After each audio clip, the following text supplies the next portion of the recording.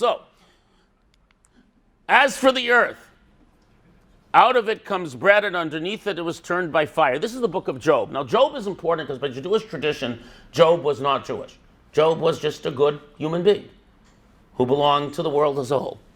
And underneath it, it's turned up as if by fire. Its stones are the place of sapphires, as dust of gold. Very poetic, Job. That path no bird of prey knows, neither is the falcon seeing it. The proud beasts have not trodden as the lion passed thereby. And is referring to an extremely secure, incredibly wealthy nation, namely Sodom. The reference is, says the Talmud, to the city of Sodom, which was later overturned. As it states thereafter, he puts his hand upon the flinty rock, he being God, he overturns the mountain by the roots. Now, why did I go into this?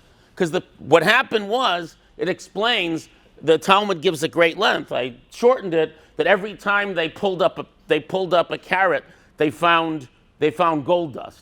When they turned over their field, they found sapphires. And they planted one plant, 1,000 grew up. It's an incredibly wealthy, successful society, a metaphor for a society which has produced incredible wealth, incredible power, and so on. But what did they say? Since we live in a land from which bread comes and as the dust of gold, we have everything that we need. You know, if you're a Holland and you're wealthy, but you still need to import food, you still need wood. But Sodom was this little valley that had everything. We can be isolationist. We have everything we need. We don't need to import and export. So what do we need travelers for? As they only come to divest us of our property, they're not so wealthy. They come here to take our money away. Why should we share with them? Let them find their own money. Come, let us cause the proper treatment of travelers as to be forgotten from our land. As it's stated, he breaks open a watercourse in a place far from inhabitants, forgotten by pedestrians, that dried up, that moved away from men. Which means to say, they made Sodom inaccessible to the traveler. When a poor person would come to Sodom, each and every person would give him a dinar, a coin, very generous. And the name of the giver would be written on each dinar. They would not give him or sell him bread so that he would not spend the money and would die of hunger. When he would die, each and every person would come and take his dinar to give it to the next poor person. Now, not only is this historical, it's metaphorical. The idea is quite clear. We want to make everyone who comes here so miserable they're not going to come here because we don't want to let anyone in. And there was a young woman who would take bread out to the poor people in a pitcher so the people of Sodom would not see it. They would think she was going to draw water. The matter was revealed, and they smeared her with honey and positioned her on the wall of the city, and the hornets came and consumed her and stung her to death.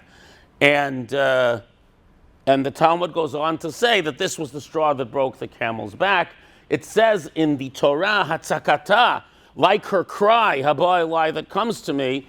Why is it in the singular and not the plural, as if the cry of the wronged of the city? So the Talmud says it's a reference to this girl.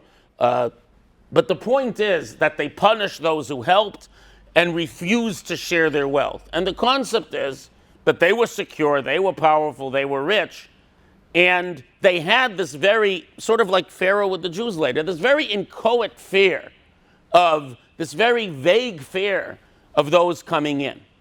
And therefore, they sought to keep out anyone who might come and share in the wealth of their nation, that might come and be of some threat. However, this is all talking about where you have a vague, unrealized threat, right? You know, we had this with all the nativist waves in this country, right? The Irish are going to ruin this country. They didn't ruin the country. The Italians are going to ruin the country. The Jews are going to ruin the country. And so on and so forth.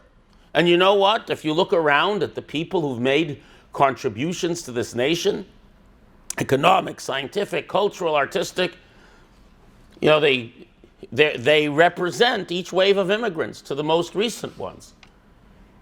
And last of all, it's not up to you. Again, if you have wealth, if you have power, if you have room, you have the right to your economy and security, but in the end, and this was the lesson of Sodom and the great crime of Sodom, we are all part of a single humanity.